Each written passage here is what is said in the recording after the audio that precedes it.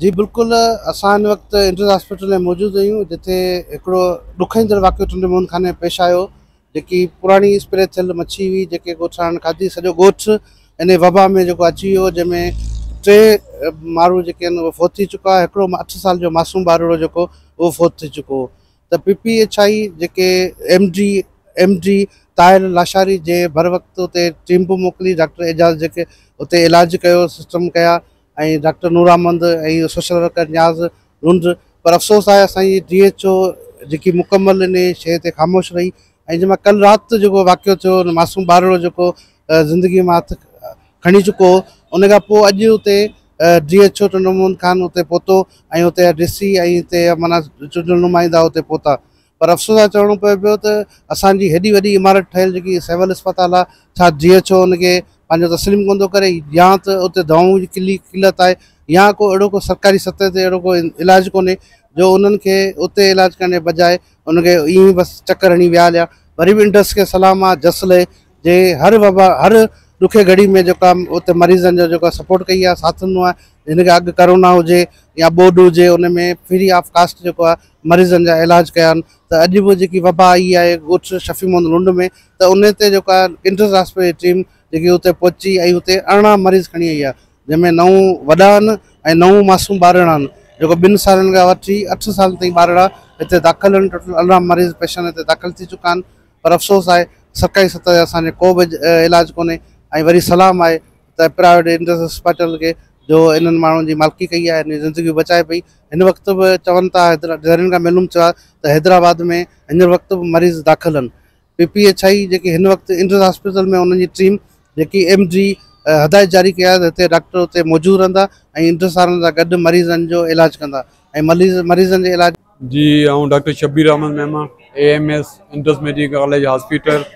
अदा जीअं त असांजो CEO साहब डॉक्टर इकबाल मेहमान साहब, MPS सैयद एजाज शाह बुखारी DC ऐं साहब जी एडवाइस ते असांजी टीम ॻोठ शफ़ी मां लुंड में टीम हिकिड़ी वई इंटर्स मेडिकल कॉलेज तरफ़ां, जंहिंमें असांजा 2 गैस्ट्रोएंटरोलॉजिस्ट डॉक्टर फैज़ान अहमद मेहमान, डॉक्टर मध्या, असां पोस्ट ग्रेजुएट डॉक्टर्स ऐं हाउस ऑफिसर्स, उन जी हिकिड़ी टीम वई जेके सॼे ॻोठ जे माण्हुनि जी सॼी चकास कयूं।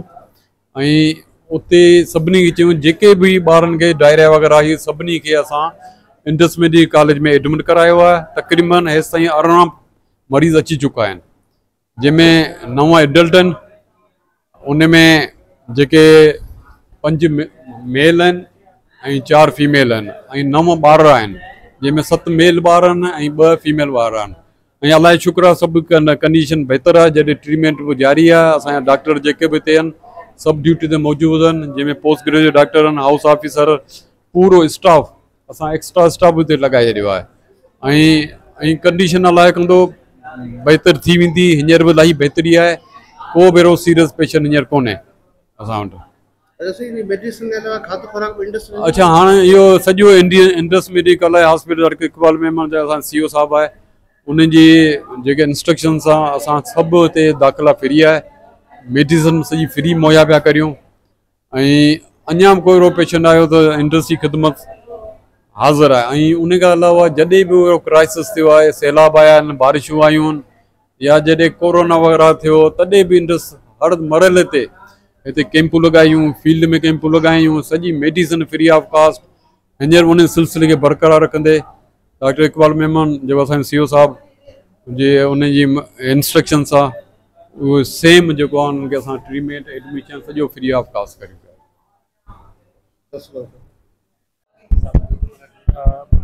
असां वटि जेके पेशेंट्स रिसीव थिया जेके बि तक़रीबन जेको आहे सोन क्यूब में पेशेंट खे around 18 to 19 up to now admission थी आहे। उन्हनि मां जेके राउंड कया आहिनि त तक़रीबन पेशेंट जी कंडीशन जेका आहे मोस्टली जेका आहिनि स्टेबल आहिनि। कुझु जेके डिहाइड्रेटेड आहिनि या जिन्हनि खे एक्टिव एपिसोड्स आहिनि त उन्हनि खे असां राउंड कयूं पिया, ऐं ऑब्जर्वेशन में रखण जो मक़सदु ईअं आहे त असां 24 आवर्स उन्हनि खे ऑब्जर्वेशन में रखूं, त जेका बि स्टेटस आहे, जेका बि कंडीशन आहे, उन अकॉर्डिंगली असां उन्हनि पेशेंट खे मैनेज करियूं। त अलहमदिल्ला तक़रीबन जेके आहिनि सो पेशेंट कुझु पंहिंजा इंप्रूवड आहिनि, काफ़ी बहितर आहिनि, ऐं जेका बि नीड हूंदी त असांजा MS साहब आहिनि या जेको बि हॉस्पिटल आहे असांखे सपोर्ट करे पई इन केस में, त इंशाल्लाह जेका बि शइ हूंदी त असां उहा करण जी। शुरू में तो असो DM साहब ताहिर लाशारी साहब उन्हनि जूं वॾियूं कोशिशूं आहिनि, उन्हनि जूं वॾियूं महिरबानियूं आहिनि। ऐं डॉक्टर नूर अहमद उते जो ई लोकल आहियां, सईद खान लुंडी जो, ऐं असांजे ॻोठ जे पासे में ई वाक़ियो थियो आहे। त पहिरें ॾींहं खां वठी असांजो हुते जेको BHU जो डॉक्टर आहे, डॉक्टर अमजद हुसैन, उहो ॾाढो ज़बरदस्त BHU सईद खान लुंडी जो, उहो ॾाढो ज़बरदस्त कमु करे रहिया, असां करे रहिया आहियूं। बाक़ी गवर्नमेंट जे हिसाब सां उन्हनि बि असांखे उन्हनि खे ॿुधायो पिए त उन हिसाब सां उन्हनि पंहिंजे हिसाब सां जेको 1122 जो एम्बुलेंस वग़ैरह एमरजेंसी लाइ असांखे मोकिलियो पिए। शुरू में जेको थियो न, असांजा पेशेंट ॾाढा सिवियर डिहाइड्रेशन में हुआ, पर उन खां पोइ असां PPHI साहब वारनि ताहिर लश्करी साहब असांखे मोकिलाए ॾिनियूं दवाऊं मेडिसन वग़ैरह, असां हुते हलाई। उन खां पोइ अलहमदिल्ला काफ़ी पेशेंट हींअर जीअं डॉक्टर साहब चयो आहे त हाणे पेशेंट कुझु स्टेबल आहिनि, पर वरी बि हिननि खे अचानक कुझु न कुझु थी सघे थो, उन जे करे हिते मोकिलायो आहे। साईं जिन जूं महिरबानियूं आहिनि, जिन असांखे हिते फ्री ऑफ कॉस्ट असांजे पेशेंटनि खे हिते रखियो आहे। अच्छा, तव्हां PPHI डॉक्टर हिते मौजूदु हूंदो 24 कलाक? जी, असांजो फ़िलहालु या त आऊं हूंदुसि, या त डॉक्टर अमजद हूंदो, या त डॉक्टर न्याज़ आहे असांजे ॻोठ जा आहिनि, इहे हूंदा, पर माना को न को हूंदो सही हिते लाज़मी।